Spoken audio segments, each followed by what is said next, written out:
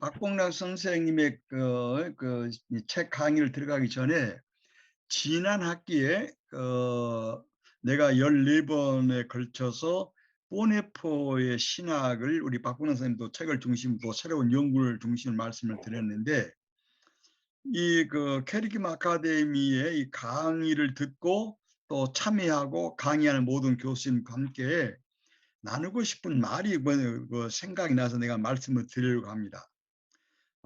우리 보네포 교수님께서 나를 따르라는 책에서 아주 강조했던 여러 가지 주제가 있는데, 하나는 값싼 은혜요, 두 번째는 값비싼 은혜예요. 그러니까 예수님을 따라 사는 모든 교회의 삶 속에는 거기 독일 교회든지 유럽 교회든지 미국 교회든지 간에 또 개인이든지 단체든지 간에 매우 값싼 은혜를 추구하는 그런 교회가 있고 또 그런 신자들도 있고, 또 한편에서는 매우 값비싼 본래적인 예수님의 제자가 있다는 것입니다. 그래서 값비싼 은혜란 모든 신자들은 거의가 값싼 은혜를 찾고 있다는 거예요. 이 값싼 은혜는 땀 흘리지 않고 기도하지 않고 하나님의 은혜를 공짜로 그냥 그 동대문 시장에서 싸구려 물품을 사듯이 또 쉽게 얻어들이는, 그것이 아주 값싼 은혜라는 거예요. 그래서 예수님께서 모든 고난을 짊어졌고 해결했으니 오영선 목사를 비롯해서 모든 목사들 또 모든 신자들은 전혀 수고하지 않고 예수님이 다 고통을 당하셨고 수고와 아픔을 젊어졌으니 우리는 성공하고 잘 먹고 행복하고 모든 면을 만사형통으로만 생각하는 이런 값싼 은혜가 독일 교회를 병들게 만들었고 세계 교회를 병들게 만든다는 그 말씀을 내가 지난 학기에 했는데, 그러므로 우리는 이 값싼 은혜가 아니라 보내보는 값비싼 은혜. 왜 값비싸냐고 그러면 하나님의 아들 예수 그리스도께서 피를 흘려서 죽음으로 말미암아 우리를 또 어영석을 죄와 사망과 절망에서 구속해서 영원한 생명과 죽음을 넘어선 참된 영생을 주신 것은 매우 값비싼 대가를 치른 것이기 때문에 우리 모든 그 목회자들과 교회 신자들도 이 예수님을 흘리신 이 생명을 바친 이 고귀한 희생을 중심으로 해서 우리도 그 대가를 위해서 땀 흘리고 기도하고 교회를 위해서 봉사하고 복음을 위해서 수고하고 여러 면에서 십자가를 걸머쥐고 나아가는 것이 우리의 값비싼 은혜의 제자직이라는 말을 여러분들 기억하시리라고 생각합니다. 두 번째로 이분이 우리에게 제시했던 말이, 여러분 혹시 기억할 줄 모르겠는데 아주 참 이건 나는 이 말을 생각할 때마다 늘 내 자신을 반성하기도 하고 내 신앙의 가치가 얼마나 귀한가를 갑자기 생각하기도 하는데, 그 독일 말로 아우스 오르덴트리히 아주 예가 아주 비범한 제자지. 비범한. 이 비범하다는 말은 오영석이가 능력이 많거나 또 여러분들이 말씀을 듣는 여러분들이 지혜와 능력과 재물과 사회적인 명망이 높아서 이것이 아주 비범하다는 뜻이 아니고, 하늘과 땅의 모든 권세를 가지신 예수 그리스도께서 우리를 그의 제자로 불렀으니 이 부르심의 능력이 세상을 이룰 수 있는 힘을 가진다는 거예요. 너는 나를 따르라 할 때 예수의 말씀을 듣고 따르는 그 순간부터 우리는 아주 세상을 이길 수 있는 아주 값비싼 부름의 능력 아래, 그 주권 아래 있기 때문에 우리는 비록 배움이 부족하고 또 물질이 부족하고 또 사회적인 여러 가지 한계에도 불구하고 우리를 부르시는 주님의 부름이 매우 값비싸고 존귀하고 이것이 아주 무한한 보화를 갖고 있는 것이기 때문에 우리는 아주 그 존귀한 이 비범한 아주 비범성을 지닌 예수의 제자들이라 하는 것인데, 이 비범성을 우리는 잊지 말라고 보네포가 여러 번 지난번 내가 지난하게 강조한 여러분 기억할 줄 모르겠어요.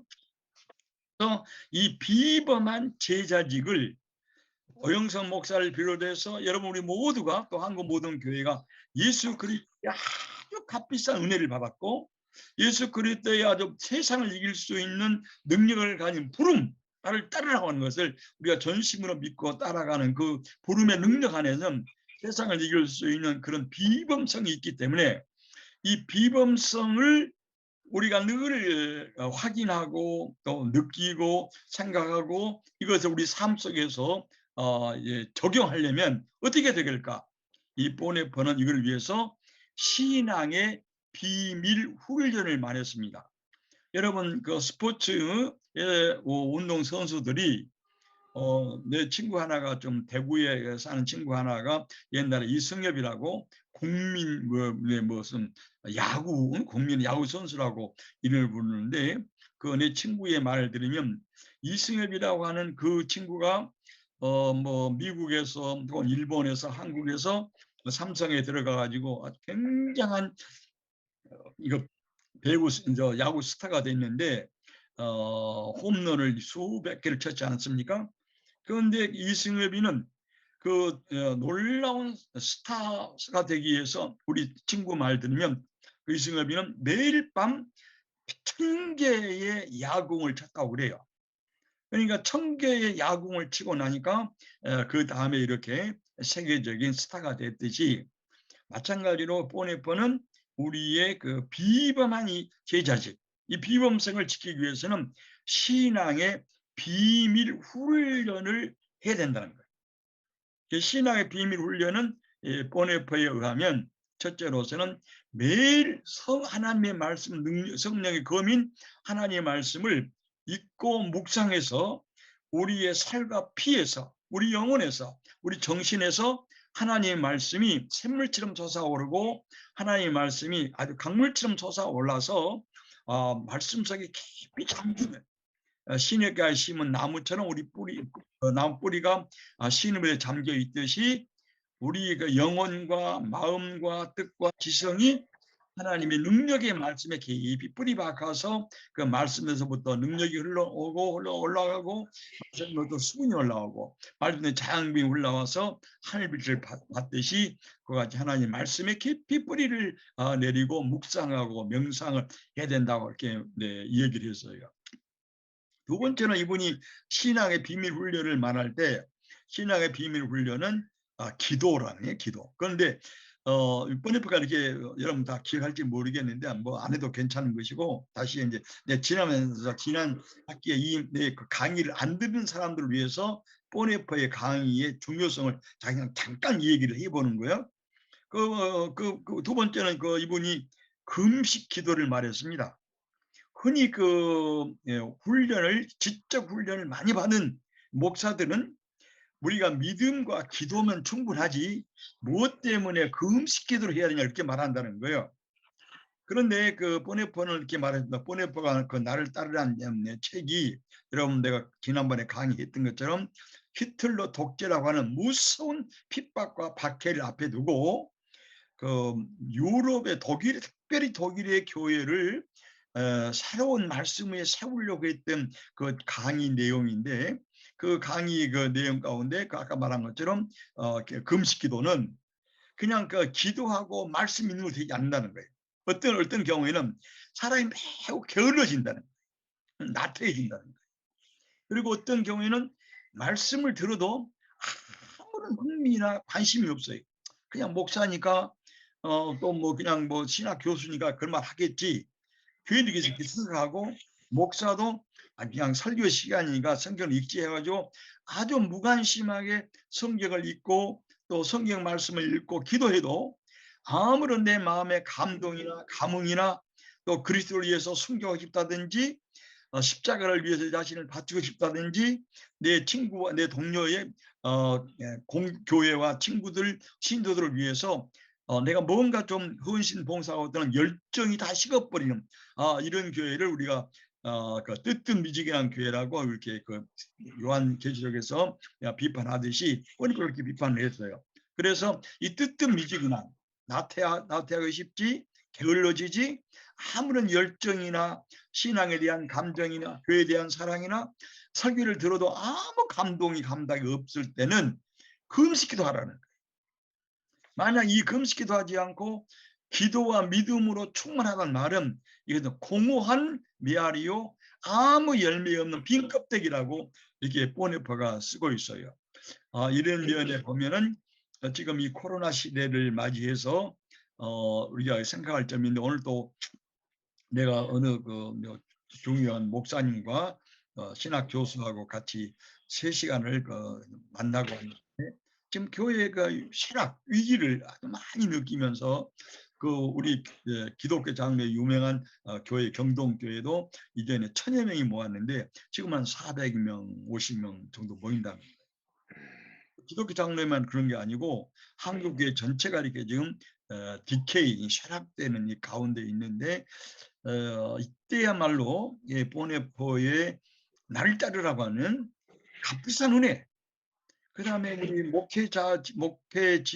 목사직의 매우 비범석, 그리고 이 비범석을 지키기 위한 우리 목사들의 때에 따라서는 아까 말한 성경도 읽고 묵상도 하지만 때에 따라서는 금식 기도를 해서 하나님과의 영적으로 깊이 좀 들어가는 이런 신앙의 비밀 훈련이 이 세속화로부터 교회를 지킬 것이고, 우리의 침체되고 때에 따라서는 태만해지고 때에 따라 한번 무감각해지고 그냥 그것인 그런 이 설교를 바꾸는 그런 획기적인 계기가 되지 않겠는가, 이렇게 생각을 해서 지난 한 학기에 보네포 강의 14번 했던 내용 몇 마디를 여러분에게 전하고, 여러분에게 미리서 말씀드린 것처럼 역사적 교회가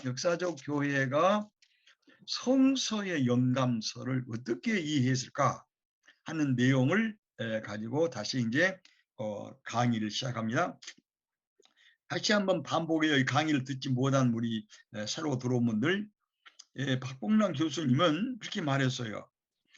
목사가 설교할 때 성서는 어떤 책인가? 두 번째로 성경은 우리에게 무엇을 요구하고 무엇을 말씀하고 있는가? 또 나는 성경에서 무엇을 기대하고 무엇을 듣고 무엇을 희망하고 있는가? 이 3가지 질문을 계속해서 진지하게 하지 아니하면 설교자의 설교는 자칫하면 빈 껍질이 되기 쉽다. 그래서 우리가 첫 시간에 칼바르트의 성서 안에 있는 놀라운 세계를 가지고 어느 분이 강연을 2시간 하고 우리가 질문도 하고 그랬는데, 성서 안에는 하나님의 놀랍고 신비로운 세계가 펼쳐 있습니다. 이 놀랍고 신비로운 새로운 세계, 이 지상에서는 전혀 듣거나 우리 사도 바울의 말씀처럼 마음에 생각하지도 못했고 머리에서 전혀 상상도 못했고 누구도 꿈꾸지도 못했던 이 놀랍고 신비로운 새로운 세계가 성서 안에서 강물처럼 흐르고 있어요. 이것이 성서인데, 이 성서가 왜 그럴까? 왜 이렇게 성서는 유럽 역사에서 또 미국 역사에서 세계 역사에서 새로운 문화를 많이 창조하고 놀라운 예술과 미술과 학문과 모든 면에서 큰 역사를 이루었을까? 왜 성서는 들어간 곳마다 때에 따라서 영국에서는 청교도 혁명을 일으켰고 미국에서는 독립운동을 일으켰고 한국에서 들어왔을 때 많은 새로운 교육운동이 일어났고 농촌 개몽이 일어났고 뭐 대학이 생기고 문화가 생기고 이렇게 한 이유가 뭐냐면, 또 가는 곳마다 이 성서를 박해도 많이 받았어요. 지금도 박해를 받고 있습니다. 왜 성서가 그런가? 이것은 지난해 말씀드린 것처럼 성서의 영감론을 말할 때 2가지 큰 흐름이 있다. 하나는 성서는 문자 하나, 문장 하나, 토시 하나라도 전부 하나님이 성서 저자에게 불러준 것이기 때문에 1.1획도 성서는 단어 하나, 토시 하나도 틀림이 없다. 이 주장이 이것을 축자적, 문자적, 전적 영감설이다. 이걸 주장한 분이 있다고 내가 설명을 했어요. 이것을 내세운 것이 17세기에 쿠벤시타라고 하는 독일의 유명한 신학자고 우리 개신교를 계몽주의에서 여러 비판에서부터 건지려고 했던 이분이 우리 개신교의 변호사로서 나타나고 성서의 완전 영감 모서를 내세워서 하나님 말씀의 본의와 성서의 모서를 내세웠고, 이것이 미국 프린스턴 대학교에 와가지고 프린스턴 대학교의 좌파 우파로 나눠져서 아까 쿠벤시타 같은 내가 지난번에 여러 번 말씀 드렸는데 그런 분들이 나타냈고, 하지라든지 귀텔이라든지 쿠벤시타 같은 사람이 있고, 또 하나는 성서는 또 두 번째 이 사람 주장 뭐냐면, 성서는 하나님이 완전 무결하시고 하나님이 잘못이 없으니 그의 말씀인 성서도 전혀 잘못이 없는 완전 무결하다. 두 번 어디서 그러냐? 이 성서는 생물학에서, 물리학에서, 천문학에서, 경제학에서, 지질학에서, 원자학에서 모든 문제에서도, 학문에서도 완전 무결해야만이 하나님 말씀이라고 하는 이 주장을 내세운 거예요. 근데 내가 여러분에게 몇 번 말씀드렸지만 내가 성서 여러 가지의 그 내적인 서로 맞지 않는 거, 성서의 서로 갈등 측면을 내가 여러 번 말씀드렸죠. 그걸 내가 반복하고 싶지 않고, 성서는 문장 하나, 토시 하나가 일체 틀림이 없어서도 아니고, 또 성서는 생물학이나 동물학이나 광물학이나 원자학이나 이런 경제학이나 수학에서도 그 지리가 완전 무결하기 때문에, 그렇기 때문에 그게 하나님 말씀이 아니라, 하나님 말씀은 그 성서가 그런 그 내적으로 불일치하고, 또 학문에서 그 동물학에서, 광물학에서, 원자학에서, 또 물리학에서 그 진리와 다를 수 있다. 또 현대학과 여러 가지 틀릴 수도 있으나, 성서의 목적이 생물학이나 자연과학이나 천문학을 내세운 것이 아니고, 예수 그리스도를 통해서 하나님의 구원의 역사를 주장하고 내세우고 이걸 증언하고 선포하는 것이 성서의 목적이기 때문에, 성서의 목적이만 맞으면 그 문자적인 오류라든지 학문적에서 맞지 않아도 별로 문제가 없다 하는 것을 내가 여러분에게 우리 김재준 목사님과 우리 박봉랑 선생님 말씀을 드려서, 또 여러 학자들의 이야기를 통해서 여러분에게 3시간 동안 설명을 했습니다. 그래서 우리 이번에는 그 역사적 교회, 우리가 어떻게 이 성서 영감론을 말해왔는가. 그런데 우리 성서 영감론을 말할 때 성서의 두 가지의 큰 절수가 있는데, 디모데후서 3장 16절하고 베드로후서 1장 21절이 성서 축자 영감설과 문자 영감설, 그리고 모든 학문에도 성서는 잘못이 없다고 하는 말하는 그 근거를 내세운 것입니다. 그런데 디모데후서 3장 16절 이게 되어 있어요. 모든 성경은, 그러니까 모든 성경이니까 창세기부터 시작해서 말라기죠. 이때 디모데가 쓰일 때는 이미 신약성경은 쓰지 않았기 때문에 창세기를 시작해서 말라기까지인데, 혹시 사도 바울 사도가 이 말을 쓸 때는 우리 개신교에서는 받아들이지 않는 구약 외경도 포함해는 잘 모르겠어요. 그 성서의 그 영감, 모든 성경은 하나님의 영감으로 된 것이고, 진리를 가르치고 잘못을 책망하고 의로 교육하기에 매우 useful, 영어로 정말 very useful이야, 매우 유익한 책이라고 되어 있어요. 이것이 번역인데, 내가 루터 번역과 그 트윙그리 번역을 이렇게 찾아보니까, 영어 번역 찾아보니까 우리나라 번역이 자칫하면 오역하게 돼 있어요. 트윙그리 번역이나 루터 번역이나 영어 번역을 보면 첫째로 이 성경은 하나님의 영감으로 된 것인데, 뭐가 영감으로 되어 있냐면 의를 가르치고, 의의 입장에서 진리를 가르치고 잘못을 책망하고 또 잘못을 교정하는데 매우 유효한 책으로 되어 있어요.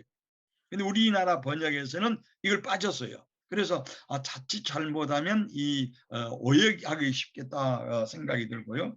그다음에 베드로후서 1장 21절은 이렇게 되어 있습니다. 예언의 근원은 하나님의 사람의 뜻에 있지 아니하고 성령에 의해서 이끌린 사람들이 하나님부터 말한 것이다. 이렇게 내가 조금 새롭게 번역한 건데, 이것보다 더 자세하게 루터의 번역은 이렇게 되어 있습니다. 예언은 인간의 뜻에서 나온 것이 아니고 성령으로부터 이끌린 사람들이 하나님의 이름으로 말한 것이다. 훨씬 더 너그럽고 깊게 이렇게 번역이 되어 있습니다. 그래서 성서의 그 사전들을 다 이렇게 종합해, 이건 이제 박봉능 교수님의 그 요약입니다. 많은 이런 그 두 성서 그 구절을 해석해 보고 또 설명한 성서의 모든 사전들을 종합해 보면 모든 성경이 하나님으로 감동으로 되었다는 것은 분명하고, 또 베드로후서 1장 21절에 감동된 이 말씀을 불가타에서는 감동된 말을, 감동이란 말을 스피릿, 성령 아니라고 이렇게 쓰여 있다. 그래서 영감이란 말은 두 가지 해석이 가능한데, 모든 성서는 하나님의 영감으로 주어졌다는, 모든 성서는 그냥 창세기부터 시작해서 말라기까지, 또 오늘 우리말로 하면 마태복음 시작해서 요한계시록까지, 창세기부터 계시록까지 모든 성서는 하나님의 영감으로 주었다는 이 표현하고, 또 두 번째는 하나님에게서 영감을 받았다는 게, 하나님, 이렇게 뜻은 같은데 이게 되어 있네.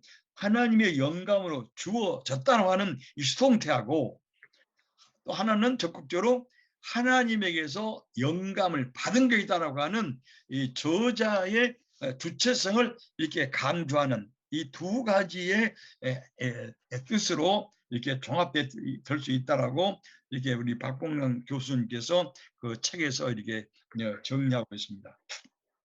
자, 내가 풀어서 해석하면요, 성서는 하나님의 영감으로 주어졌다.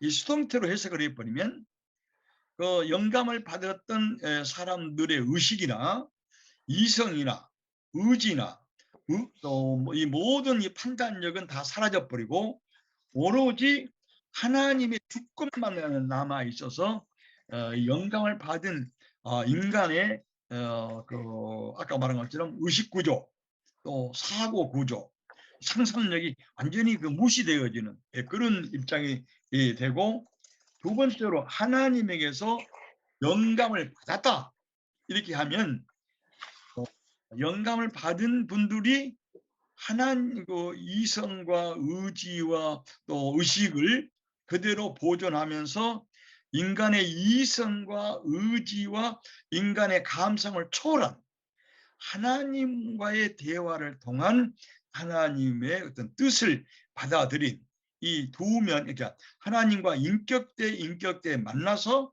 인간의 의지와 인간을 다 파괴시킨 것이 아니라 인간의 이성을 보존시키면서 인간의 이성을 초월해서 그 상대적인 일반 이성이 이해할 수 있도록 이렇게 빛을 받은 것으로 이렇게 해석할 수 있다라고 내가 이걸 풀어서 이렇게 해석을 해봤어요. 내가 이따 다음에 해석하면 내 말이 맞리라고 생각합니다.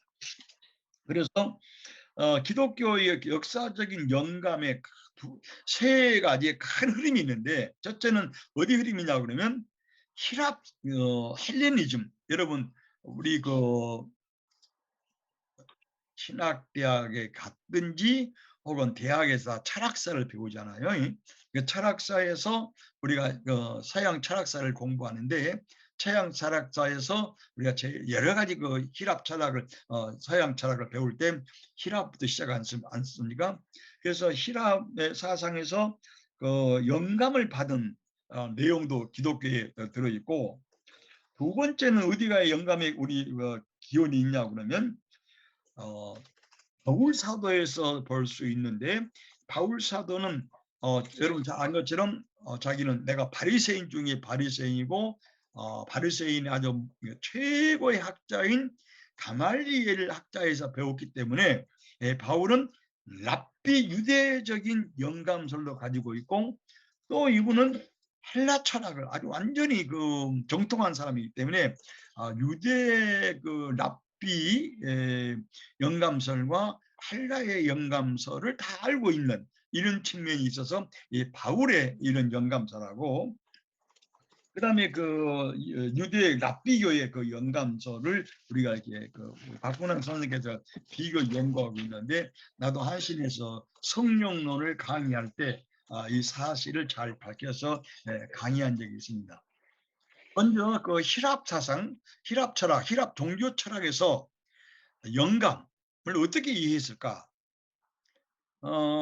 히랍에서 그 영감된 사람들, 하나님에서 영감 받는다 한다는 이 말, 그 inspired by God, 하나님에 의해서 영감된 사람들을 히랍 철학에서, 특별히 히랍 종교 철학에서, 플라톤에서 어떻게 이해했는가? 이것이 우리 기독교에 굉장히 많은 영향을 끼쳐왔는데, 그 언어들이든지 사고 구조가. 그래서 이것을 이 박봉남 교수님께서 이렇게 잘 해설한 것을 내가 더 아주 압축 요약을 했습니다. 그 히랍 철학에서 영감이라고 하는 것은 하나님 신에게 잡힌 사람들이에요.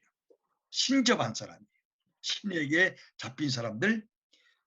그래서 이 신에 잡힌 사람들은 때에 따라서 광기에 사로잡히기도 하고, 때에 따라는 이성과 의식과 모든 인간의 감정, 좋은 의식이 다 파괴돼 가지고 자기가 무슨 말하니도 모르는 것을 짓거리는, 그래서 히랍 많은 그 플라톤의 사람들이라서 미친 사람, 광인이라고 썼어요. 그리고 이제 플라토의 책에 보면은 이 미친 광인들은 자기들이 영감 받았다고, 그리고 신에 접선됐기 때문에 자기들이 말한 내용을 전혀 모르고, 무슨 말인지 모르고 돌아다니거나 혹은 누워 있거나 입에서 거품을 내뿜으면서 이게 머리를 산발하면서 이게 아주 이상한 말을 두서 없는 말을 꺼내고 짓거리는 이거이기 때문에 플라톤은 이런 사람들을 광인 혹은 이 사람 어리석은 사람이라고 표현했는데, 이것과 달리 시인들이 있는데, 플라톤은 이 박근혜 선생 책이 없습니다고 내가 공부했었는데, 플라토에 의하면 시인들은 영감을 받지만 이런 그 신의 광기에 사로잡고 그 황홀검, 엑스타시에 사로잡혀 가지고 무슨 말인지 모르는 이 사람들과 달리 시인들은 정신이 아주 말짱하고 깨어 있어서 그들이 말한 내용을 알고 있고 깨닫고 있기 때문에 시인들은 우리 구약에서 말하면 예언자들과 흡사하다고 하는, 내가 그런 글을 성령론 강의할 때 내가 배웠고 내가 강의도 했어요. 그런 면에서 그 말을 한 사람들이 자기가 신에게 붙잡힌 것을 말하지만 전혀 그것이 무슨 말인지 모르기 때문에 그 사람들의 마음과 또 때에 따른 신병, 무병도 들려가지고 미쳐 날뛰기도 하고 신의 붙잡기를 말할 수 있었는데, 그들은 점을 치기도 하고 환상을 보기도 하고 또 자기 자신이 하나님 자신이라고도 표현하는 이런 것을 히랍에서 히랍 철학이 종교 철학에서 영감이라고 말한다. 여기서 그 박봉남 선생님께서는 이런 그 광기에 사로잡혀 가지고 영감받았다고, 그리고 때에 따라서는 병을 앓기도 하고, 어떤 경우에는 침을 흘리면서 머리를 산발하고 돌아다니기도 하고, 점을 치고 환상을 봐주는 이런 내용들은 구약에도 찾아볼 수 있다는 거예요. 여러분, 그 사울이 기억할지 모르겠지만, 사울이 그 사무엘에게 그 왕의 그 기름을 부음을 받고 종일 벌거벗고, 그 나비, 히브리어는 나비라고 그러는데, 예언자 성인들과 함께 벌거벗고 예언했다는 말이 나와요. 그 다음에 출애굽기도 그런 말이 나옵니다. 그래서 이런 내용들이 우리 이 문제를 구약학자였던 잘 밝힌 분이 여러분들이 많이 있는 우리 한국에서는 문익환 목사님께서 우리나라의 그 성령 운동에서 이런 굉장한 사회적인, 또 교회의 큰 혼론과 혼동이 미쳤을 때 전국에 다니시면서 임마누엘을 신학 강언했을 때 성령 운동의 구약의 이해를 쓰셨어요.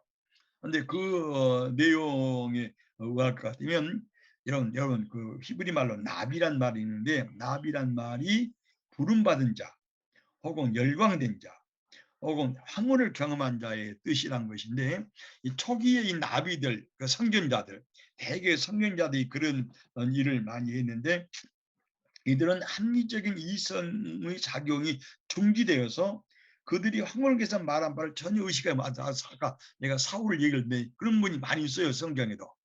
그런데 그게 초기 나비 현상이고, 하나님의 영의 현상이 점차적으로 예언자들에서 인격화되고 더 성수가 되고 높아지면서 그 예언자들에게서는 이 황홀경을 의식을 잃어버리고 열광하고 광기에 사로잡히고 때에 따라 막 병을 앓고, 이런 사상이, 이런 사회가 줄어들고, 그걸 하는 것은 누구냐 그러면 나비들 초기에, 그리고 그 사람들이 거의가 거짓 예언자들이에요. 여러분들 혹시 그 엘리야가 가멜산에서 바알 선지자 450명하고 싸울 때 바알 그 나비들이 불이 내리지 않으니까 춤추다 하다가 옷을 벗고 몸을 찢고 피를 토하면서도 광기에 사로잡힌 일이 나와요. 이것이 신약과 구약에서 나타나고 있는 그 사울과 같은 이런 바알 예언자들의, 선지자들의 그런 모습을 우리가 볼 수 있는데, 구약의 그 아까 말한 것 예언자의 영이 점차적으로 그 영의 인격성이 더 발전되어지고 확립되어질 때는 시랍의 점수라든지 하늘격이든지 엑스타시 의식이 거의 사라지고, 구약의 예언자의 특징은 하나님의 분명한 그런 황홀경에서도 인간의 의식과 인간의 이성과 인간의 모든 감정과 완전히 보존되어서, 그래서 하나님의 말씀을 분명히 듣고 이해할 수 있는 이성의 구조가 다 살아있고, 때에 따라 거기 또 중요한 역사의식이 너무나 명쾌하고 분명하고, 우리 문서 예언자들이 와서 그 다음에 나비들과 히랍의 이 광기들 신 영감을 받은 사람은 윤리의식이 전혀 없었다.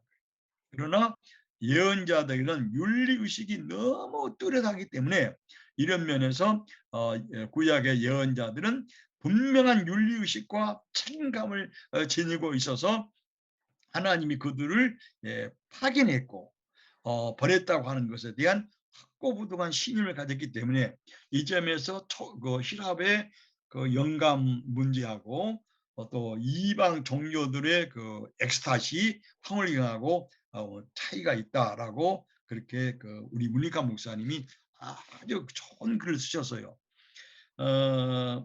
여기서 내가 하나 더 첨부하겠습니다. 우리 이게 박보남 교수 책에 나온 것이 아니고, 내가 폴 틸리를 성령론을 공부하면서 내가 우리 강의했고 글도 쓴 내용인데요. 폴 틸리는 엑스타시를 황홀경을 두 가지로 표현합니다. 첫째로 사탄적인 엑스타시가 있어요. 사탄적인 엑스타시는 우리 히랍의 종교 철학과 여러 가지 또 우리가 아까 말한 다른 종교들, 이방 종교들의 나비들에서 보여진 것처럼 점수를 치고 광기를 부르고 자기 몸을 막 찢고 의식하면서도 뚜렷한 합리적인 이성의 구조가 파괴돼 버리고 윤리시 전혀 사라져 버린, 이것을 그래서 인간의 인격성이 마저 추락돼 버리는, 이걸 가리켜서 폴 틸리는 사탄적인 엑스타시라고 말합니다. 그러나 성서적이고 예언자적이며 사도적인 엑스타시는 성령의 요와 같은 감동을 받으면서도 하나님의 말씀을 듣고 이해할 수 있는, 또 인간의 의식을 절대로 파괴하거나 이성의 합리적인 구조를 없애지 않냐고, 추앙하지 않냐고, 그걸 아주 보존시켜주면서 그걸 초월하게 한다는 거예요. 인간의 의식 구조와 합리적인 성격을 초월하게 해서 하나님의 보통 의식과 보통 상식에서는 듣거나 보거나 이해할 수 없는 하나님의 이 말씀과 신비로운 세계를 깨닫게 하고 알게 하는 이 면을 폴 틸리가 성경론에서 굉장히 잘 밝혔어요. 아까 내가 기독교의 예언자들 엑스타시 황홀경하고 히랍과 또 이 바알의 나비들의 황홀경과 차이를 말했는데, 예언자들의 황홀경은 아까 말씀드린 것처럼 그런 역사 의식과 윤리 의식이 너무 분명하고 그들의 책임감이 아주 확고한 부동한 거예요. 이 내용이 여러분들 미가서 3장 8절에 내가 성경을 찾아봤어요. 그랬더니 이렇게 되어 있어요. 나는 하나님의 영을 통해서 능력과 정의와 용기로 충만해서, 다시 말해요. 나는 하나님의 영을 통해서 능력과 정의와 용기로 충만해져서 야곱의 허물과 이스라엘의 죄를 그들에게 나타냈다. 여기 하나님의 영을 통해서 엑스타시 황홀경을 경험하면 히랍 점성술이나 또 이방 종교들에서 본 것처럼 자기 의식을 잃어버리고 영의 구조와 인식의 구조가 파괴된 것이고 파괴돼 버리고 전혀 역사 의식과 정의감과 윤리식 없다고 그랬는데, 미가서 3장 8절에서는 하나님의 영에 접선되고 황홀경에 들어갈지라도 하나님의 능력과 정의, 하나님의 저스티스, 하나님의 정의와 용기로 충만해졌다. 이런 것이 없어요. 다른 히랍의 점성술이나 히랍의 엑스타시에서는 정의란 말이 없어요. 그리고 능력이란 말도 없어요. 그런데 하나님의 능력과 정의와 용기로 충만해져서 야곱 이스라엘 백성들의 죄를 그들에게 표현하고 드러낸 이 면이 미가서 3장 8절에 적시되어 있어요. 그 다음에 미가서 3장 5절에 보면은 나비들은 무엇을 먹여주면 평화를 외치고 먹을 것을 주지 아니하면 전쟁을 외친다. 그 다음에 아모스 7장 14절에 되어 있습니다. 나는 선지자가 아니다.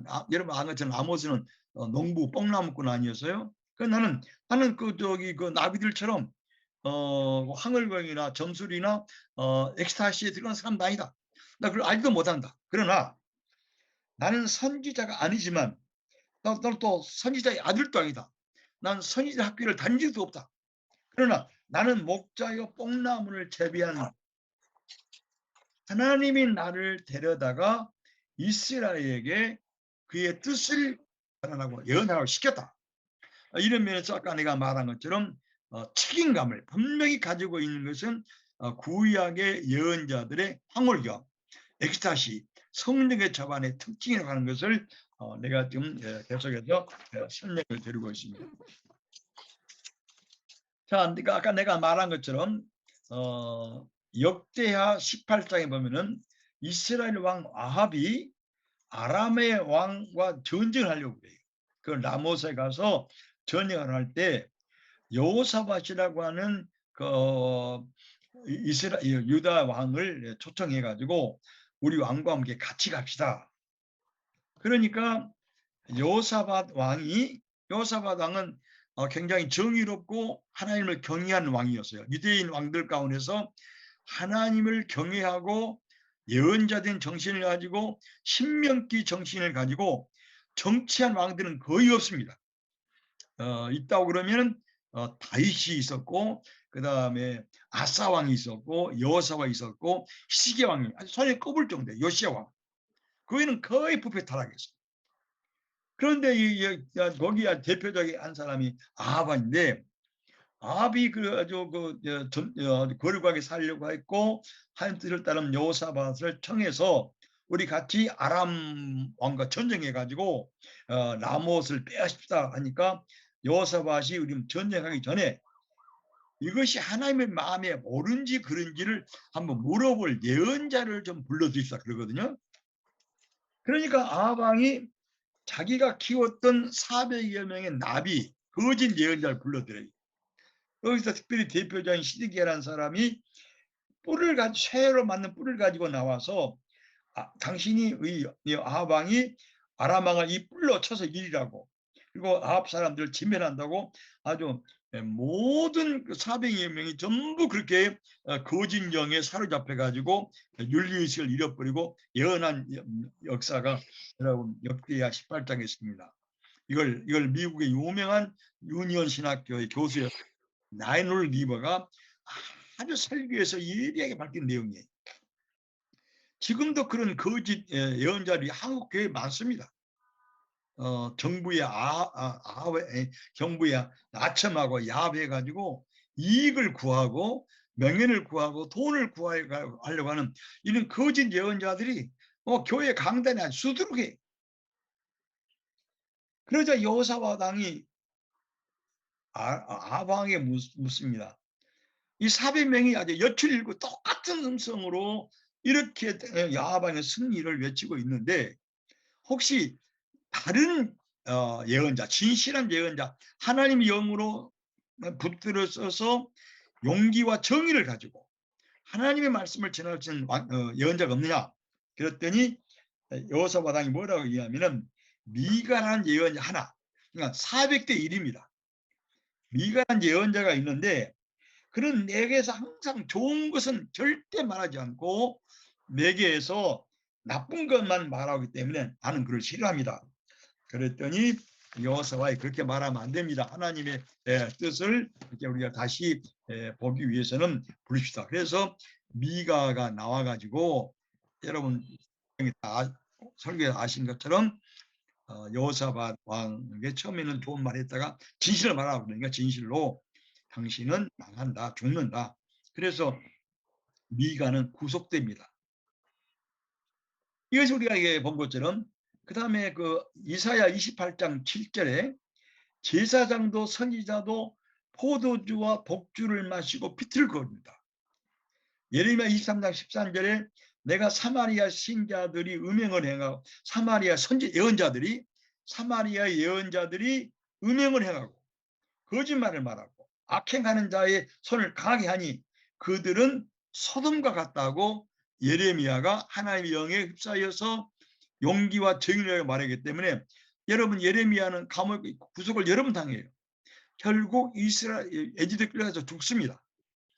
이것이 미가야가 말한 것처럼 하나님의 영에 사로잡혀서 자기 의식구조와 이해하고 깨닫는 정신과 이성구조 그대로 살아있으면서도 예레미야가 보통 정신과 이성은 전혀 깨닫거나 생각하거나 알지 못한 하나님의 계시의 행동을 용기와 정의심을 가지고 책임감을 가지고 이렇게 말하는 것은 이 하나님의 영감받은 예언자들은 히랍이나 아합 선지자들이나 또는 엘리야와 대결했던 그런 거짓 예언자 450명과 달리 분명한 의식을 가지고 또 윤리 의식을 가지고 그들에게 임한 하나님의 말씀을 아주 유감 없이 전혀 가감 없이 이렇게 전한 이런 것이 영감의 히랍의 영감과 구약의 영감의 큰 차이다. 우리가 이렇게 볼 수 있고 일단 신약의 사도 바울 열전 다시 말을 하겠습니다. 그래서 그 영감의 차이를 볼 때 황열공, 엑스타시, 뜨거운 경험, 신비 경험, 열광이 영감 본질을 말한 것이 아니라 하나님에서 받은 하나님 말씀의 가치가 그 말씀이 정의로운 것. 그 말씀이 과연 이스라엘과 세계를 위해서 자유와 정의와 평안을 말하는 것입니다. 이런 것이 하나님의 말씀의 가치를 예언자를 기준으로 나타나고 있는데 이것은 진실, 정의, 회개, 하나님의 주권과 하나님의 영광을 표현할 때 이것이 예언자들의 영감받은 상태에서 들은 하나님의 말씀이고 그것이 거짓 예언자들은 영광과 황홀과 열광, 엑스타시를 말하나 그들은 물질을 얻고 권력과 예언의 감투를 쓰고 더 많은 영광을 누리기 위한 것이기 때문에 구별된다라고 이 박문영 선생님은 쓰지 않았지만 내가 이 글을 읽으면서 또 내가 연구한 글을 보면서 이렇게 표현할 수 있습니다. 그래서 영국의 유명한 C.H. 다드라고 하는 신학자가 있어요. 우리 신학교 다닐 때 C.H. 다드의 책을 많이 읽었는데 C.H. 다드라고 하는 이분은 우리가 지금 캐리그마 말을 쓰고 있는데 캐리그마를 가장 잘 밝힌 영국의 신학자입니다. 내가 여러분 혹시 처음 강의 듣는 분들 여러분 캐리그마 잘 알잖아요. 이 캐리그마란 말은 선포한다는 뜻인데 뭘 선포해요? 예수는 그리스도다. 또 주 그리스도 외에는 우리에게 구원을 주시는 다른 이름이 없다. 예수만이 우리를 죄와 사망의 절망에서 구속하기 위해서 십자가에 달리시고 부활 승천했다. 다시 오신다. 이렇게 우리가 초대교회 사도행전에서 사도들이 목숨을 걸고 선포했던 신앙의 본질, 내용을 축소한 걸 가리켜서 캐리그마라고 그래요. 그래서 우리 김재진 박사가 지금 시작하고 있는 캐리그마 아카데미라는 것은 이 성서가 증언하고 있는, 구약이 증언하고 있는 가장 핵심적인 하나님의 말씀의 내용을 오늘 이 시대에 전하기 위해서 이 캐리그마 아카데미를 우리 김재인 유명한 교수께서 세우셨고 지금 이렇게 방송을 하고 있는 것인데 이 캐리그마 아카데미에 참여하는 모든 분들도 이와 같이 그 캐리그마의 근본 뜻을 깊이 이해하면서 이 캐리그마 아카데미를 좀 늘 이렇게 지원도 해주시고 기도도 해주시고 이 강의를 들음으로 말미암아 여러분들의 신학도 좀 새로워지고 여러분이 하신과 장신과 감신에서 또 뭐 성교 신학대학에서 혹은 미국 영국에서 공부했던 모든 내용들이 다시 한번 정리되고 종합되면서 여러분들의 설교도 좀 새로워지고 여러분의 목회에도 좀 활기가 생겨지는 이런 계기가 되면 좋겠습니다. 이건 나의 강의만 아니라 월요일부터 금요일까지 강의가 있으니까 여러분들이 강의를 좀 잘 들으시면서 또 질문도 하시고 이런 그 내용에서 우리가 서로 공유하면 좋겠습니다. 그래서 같이 구약의 예언자들은 또 그 하나님과 인간과의 본질적인 연합을 구별합니다. 아까 말한 것 중에 큰 차이가 또 하나 있는 것은 보통 히랍의 예언자들 또 히랍 종교 철학의 나비들 그들의 황홀경들을 보면 그들은 전부 그들 자신이 신이 되어 있어요. 신과의 인간의 차이가 없습니다. 그런데 신약과 구약의 분명한 차이는 신약과 구약이 영감도 표현하고 있고 때에 따라 엑스타시도 말하고 있고 하나님과의 접한 것도 표현하고 있는데 분명한 히랍과 아랍 성이들과의 차이가 있는 것은 하나님 아무리 그들이 영적 깊고 놀라운 세계에 들어갔을지라도 다른 표현을 표현하면 여러분들이 영광로에서 이렇게 불을 영광로에다가 모든 녹슨 철을 이렇게 집어넣고 거기다가 돌도 넣고 거기다 아연도 넣고 많이 넣으면 그 영광로가 2000도 넘지 않습니까? 그러면 그게 다 녹으면 영광로 속에 있는 것은 다 불이에요. 그래서 겉으로 보기에는 그 불 속에 들어있는 것이 그 철인지 굴인지 아연인지 돌인지 또 유리인지를 모르는 거예요. 이런 측면에서 구약에서는 또 신약에서는 용광로에 하나님의 뜨거운 불 속에 들어가서 오영석이나 혹은 우리 김지원 목사나 노시전 목사나 백승구 목사나 오늘 권명수 권 목사 문상현 목사 모두가 불 속에 들어가서 이건 내가 하나님인지 내가 그리스도인지 내가 그리스도 갖고 그리스도 나갔던 이런 것이 많이 있어요. 이때에 이거 분명해야 돼요. 우리나라의 지금 신천지가 굉장히 번성하다가 지금 교회를 많이 골병듣게 한 것인데요. 신천지의 이만희도 자기 자신이 불 속에 들어가서 자기가 하나님 돼버렸죠. 하나님 돼버리고 자기가 예수가 돼버린 거예요. 우리나라의 모든 신흥 종교의 타락은 그리스도와 나와 하나님과 나 사이에 질적 차이를 잃어버린 거예요. 황홀병 속에서. 내가 하나님 돼버린 거예요. 내가 그리스도예요. 내가 재림주가 돼요. 그러나 사도 바울은 아무리 자기가 3층천에 올라가서 사람의 말로 표현할 수 없는 놀라운 하나님의 세계를 보았고 들었으나 절대로 사도 바울은 우리 문선명이나 혹은 무슨 신천지 이만희 같은 이런 똘마이 이런 것들처럼 사도 바울은 자기가 하나님이라 말하고 절대 말하지 않습니다. 자기는 예수라고 말하지 않아요. 바울은 언제나 나는 예수의 종이다.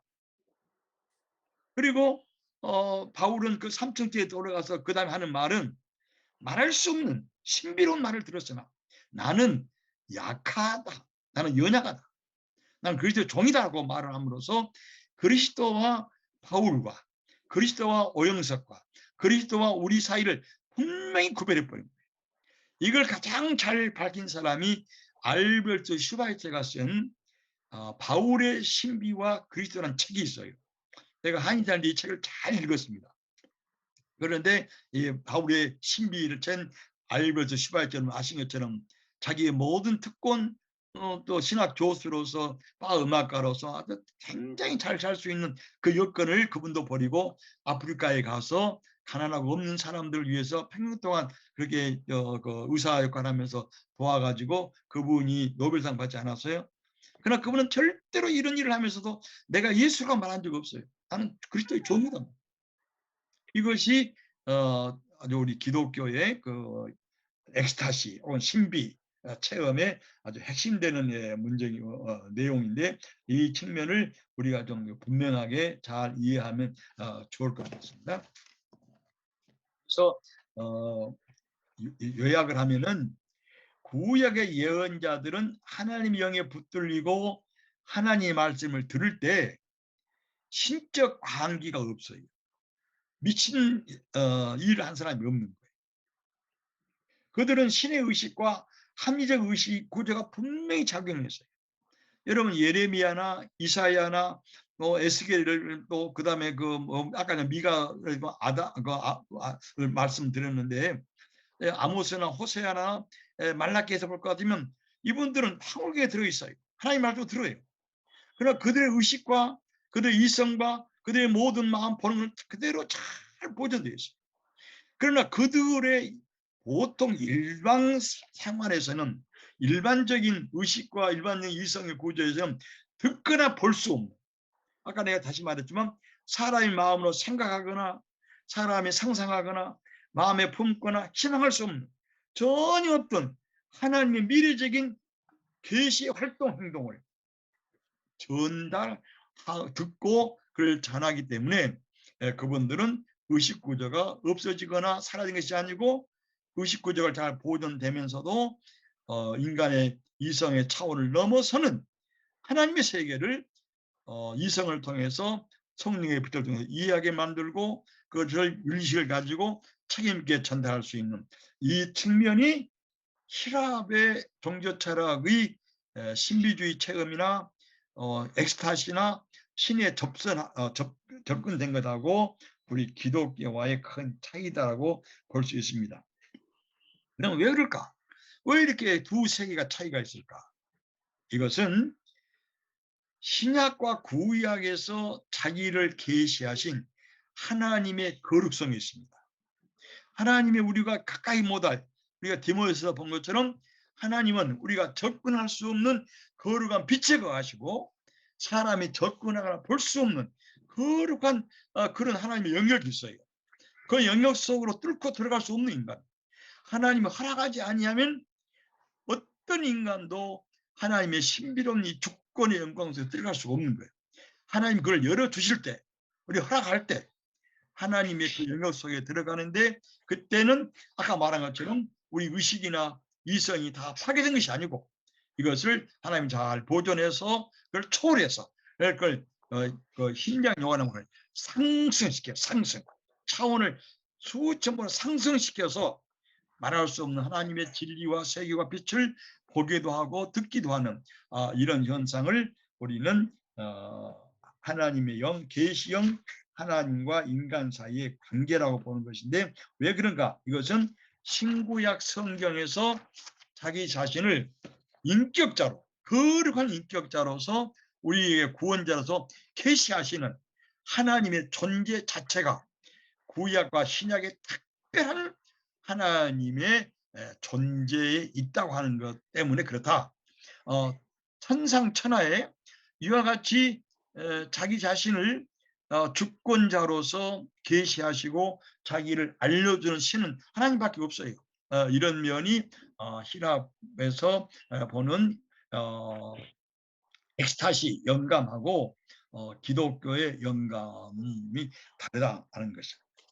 그래서 하나님과 인간 사이의 존재의 통일, 똑같은 내가 하나님이고 하나님이 나다고 하는 본질의 현합과 통합은 우리 기독교에서 구약과 신약에서는 전혀 생각해 볼 수 없는 그런 세계이기 때문에 영감이 이와 같은 차이가 있다고 하는 것을 우리가 볼 수 있습니다. 그리고 이게 우리가 엑스타시에 들어가는 것은 우리는 준비를 할 수 있으나 우리가 마음대로 조정할 수 없습니다. 여러분, 내가 하나님의 입시 속에, 하나님의 신비 속에 내가 마음대로 들락날락 하는 건 신이 아니에요. 그건 내가 조정할 수 있는 우상인 거예요. 하나님은 주권을 가지고 있기 때문에 그 주권의 세계에 들어가려면, 그 신비 세계에 들어가려면 하나님의 허락이 있어야 돼요.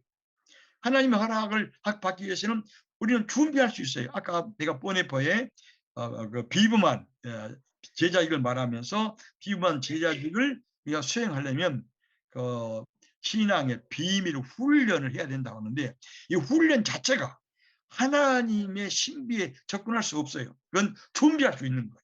하나님의 말씀을 듣고 이미 우리가 하나님의 말씀을 듣고 소명을 받고 지금 목회자로서 설교하고 증언하고 살고 있는데 우리가 이걸 늘 새롭게 증언하기 위해서는 하나님의 허락을 새로 받기 위해서 또 하나님과 더 깊이 들어가기 위해서 번호가 말하는 신앙의 비밀 훈련인 건데 이와 같은 훈련은 이 자체가 의미가 있는 것이 아니고 하나님의 허락을 또 하나님의 계시의 말씀을 듣기 위한 우리의 준비라고 말씀했어요. 그래서 여러분 그 예레미야나 에스겔도 그렇게 말하지 않습니까? 너희가 나를 찾고 찾으면 만난다. 하나님은 우리가 찾지 않아도 찾아오셔요. 아모스에 이렇게 말씀했지 않았어요? 나는 나를 부르지 않는 자에게 나를 나타냈다 하나님이라고. 그럴 때도 있습니다. 그 대표적인 예가 사도 바울이에요. 사도 바울은 예수를 반대했고 부활하신 주님을 철저히 비난 반대했지만 전혀 그를 비난 반대하고 그를 믿는 자를 잡아 죽이려고 했지만 하나님의 뜻이 있기 때문에 그 사도 바울을 통해서 그의 구속과 능력을 드러내게 하는 놀라운 일이 있기 때문에 전혀 반대했던 사도 바울을 아주 급습해서 담의 도상에서 예수님이 만나 바울을 부른 적이 있는데 극히 드문 일입니다. 내가 스위스 바젤 대학에서 공부했을 때 로호만이라고 하는 바젤 대학 총장도 하셨고 그러면 체코슬로바키아 사람이에요. 굉장히 강의를 잘해요. 발리에 큰 강의실에 약 600한 50, 700명 들어가는 강의실이 있는데 그분은 신학 강의할 때 뭐 100명, 뭐 50명 들어가는 강의상이 아니고 600명, 700명 들어가는 강의를 해요. 그 신학생이 한 300명, 뭐 250명 가까이 됐는데 신학생은 전부 들어갈 뿐만 아니라 바일대에 있는 법대생들, 의대생들, 뭐 세문학을 전부 듣고 있어요. 그러니까 한 신학자가 이렇게 정당한 신학 훈련을 받고 신학 공부를 하시고 하나님 말씀을 깊이 연구하고 도시신학과 윤리에 아주 능통하다 보니까 바젤 대학과 인문학을 공부하고 또 뭐 자연과 공과학을 공부한 사람들 전부 로만 교수의 강의를 듣느라고 우리 모든 신학 다른 교수들 강의 다 폐강이에요. 그 시간 안 들어가니까. 그런데 그분한테 내가 물어봤어요. 교수님도 이 바울과 같은 다메섹 도상의 익스피리언스를 했느냐? 그랬더니 로마 교수가 웃으면서 하는 말이에요. 600명 앞에 하는 말이 나는 사도 바울처럼 그런 극적인 놀라운 아주 비범한 그런 체험한 적이 없다. 그러나 전부가 그런 체험을 해야만 우리는 사도 바울이 된 것이 바울과 같은 복음을 전한 것이 아니고 하나님의 우리를 부르시고 쓰는 방법이 매우 다양하기 때문에 우리는 어떤 사람은 사도 바울처럼 어떤 사람은 뭔가 이슬비를 맞은 것처럼 어떤 사람은 아무런 의식이 없어도 하나님의 말씀을 들을 때 이 말씀이 나를 위한 말씀이다. 정말 저 말씀은 내게 생명이 되고 진리가 되고 빛이 되는 이런 깨달음이 온다는 거예요. 그렇게 할 수 있다는 거예요. 그러면서 내가 그 말을 들을 때 내가 생각난 일이 있는데 여러분 기독교 역사에서 빌리 그레함처럼 예수 그리스도의 복음을 전 세계로 전파한 사람 없을 거예요. 그분은 텔레비를 통해서도 또 복음 전도를 통해서도 우리 한국에 오셔서도 100만 성도를 거느리고 설교하신 분이고 그분의 전기 내가 한 800페이지를 읽어봤는데 그분이 16살 때 고등학교 1학년 때 그분이 소명을 받아요. 그분이 연극을 좋아해 가지고 아주 고등학교 연극을 열심히 하고 있는데 거기에는 이제 고등학교 16, 7살이 같이 막 연극을 시작했다는데 연극을 하고 나고는 거의 모두 술을 마시고 섹스를 서로 한다는 거예요. 그래서 빌리 그레함도 인물도 잘생겼지 않습니까? 집안도 좋고 아주 부자지 농부아들이에요. 그래서 그 빌리 그레함도 그 여러 여학생들이 같이 성관계 하자는데 전부 거물이에요. 자기는 아무런 그런 무슨 사도 바울 같은 그런 뜨거운 경험이 전혀 없었고 놀란 없어서도 자기가 15살 때 농장에서 일을 하면서 나는 복음을 전해야 된다고 하는 그런 소명을 내적으로 받았다는 거예요. 그래서 자기가 그걸 이루기 위해서 자기 자신이 깨끗이 거룩하게 지키면서 정말 아까 보네파가 말한 신학의 비밀 훈련을 하면서 그분이 일반 공부보다 신학 공부를 한 얘기가 나오는데 이런 면에서 우리가 볼 때 하나님이 우리를 부르시는 역사는 여러 가지다 이렇게 말할 수 있습니다. 자, 여기까지 말을 했고요.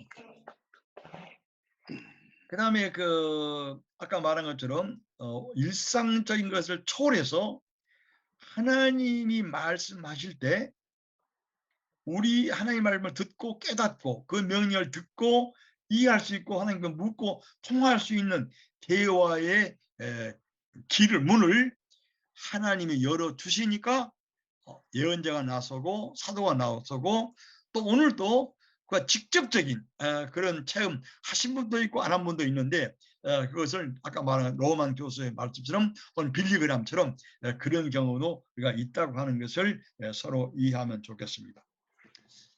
그다음에 아까 내가 여러분에게 말씀을 했는데요. 사도 바울의 이야기를 지금 시간이 좀 많이 가는데 조금 말씀을 내가 드리고 싶네요. 바울은 아까 말한 것처럼 기독교의 영감선에 매우 중요한 역할을 하신 분인데, 특별히 고린도 전서 후서, 또 갈라디아서, 예배소에 잘 나타나 있습니다. 그래서 사도 바울은 아까 말했지만 헬라 철학의 지혜에 아주 정통한 분이에요. 여러분 사도행전에서 우리 복음을 가지고 아베과고에 가서 철학자들과 논쟁할 때 얼마나 철학을 많이 이해하고 있습니까?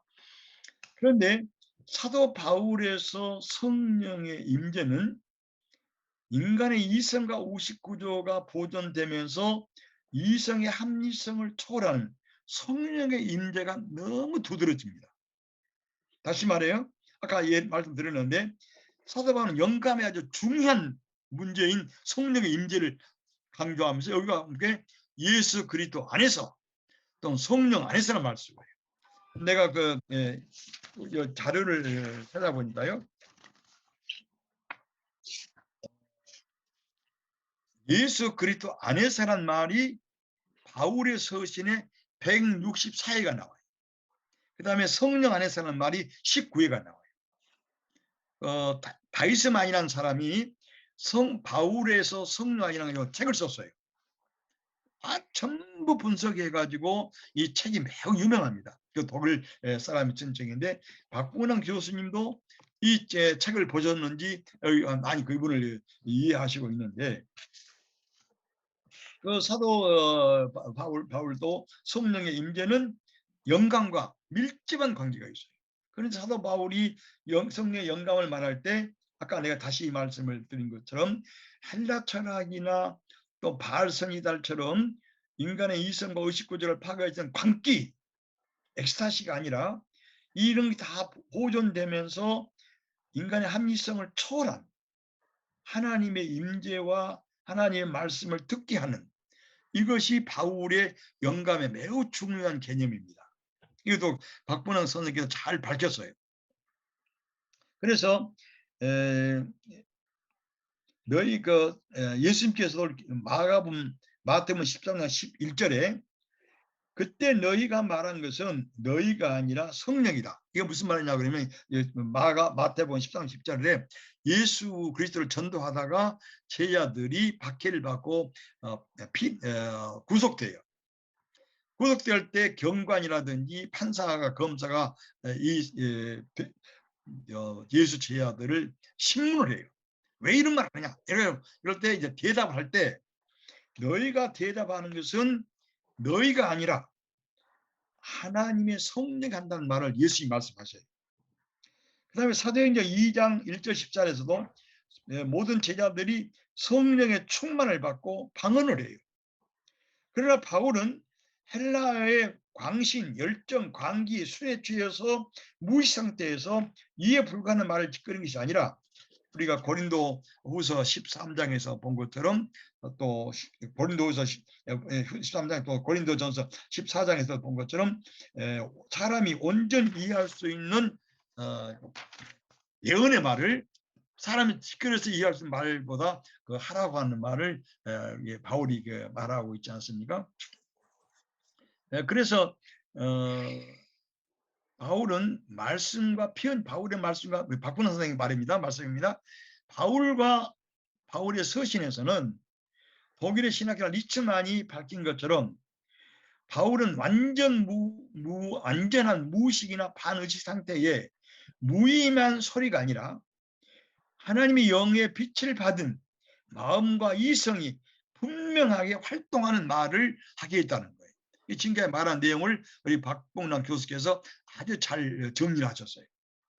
그래서 아까 말했던 바울이 그리스도 안에서 서신인에서 164회, 또 성령 안에서는 말을 19회를 하는데 이건 바울의 신비주의 표현인데, 이 바울의 신비주의는 그 다이스만이 표현한 것처럼 성령에 충만해져서 완전한 성령의 지배를 받고, 여러분 성령 충만을 뭘로 이해하세요? 성령 충만은 우리 물그릇에서 막 물이 차고 넘치고 혹은 주전자에서 물이 막 들끓은 그런 상태를 말하지 않습니다. 성령 충만은 예수 그리스도의 인격에 완전히 지배당한 상태예요. 내가 그리스도의 주권 아래, 나는 살아도 주의 것이고 죽어도 주의 것이라고 하는 온전히 주님의 주권에 사나 죽음을 맡기고 주님을 전적으로 의지하는 상태가 우리는 성령에 충만한 상태입니다. 그래서 이 표현은 바울의 신비주의인데, 이 표현은 하나님이 영이 충만해져서 완전한 능력을 받고 영광을 받은 사람들의 바울의 신비주의인데, 이것을 다이스만이 썼다라고 우리 박문환 교수님께서 이렇게 책에서 이야기하고 있습니다. 그래서 박문환 선생님께서 몇 가지 예를 들으셨어요. 바울의 신비주의가 이와 같이 바울이 성령 안에서 성령 충만, 때에서는 고린도후서 14장에서 황홀경에 들어가 가지고 바울이 이 지상에서 듣질 못할 그런 놀라운 말을 들었다는 것을 여러 가지 예를 드셨는데요. 나는 이걸 좀 더 정리를 다시 해봤습니다. 여러분 아까 말한 것처럼 바울의 가장 놀라운 환상이 몇 번 나오는데, 신비 체험이 가장 중요한 사도행전 9장에 나타나고, 이걸 해석한 사도행전 22장 4절 7절인데, 그 환상 완전히 무학에 빠져버리지 않았어요? 사도행전 9장에.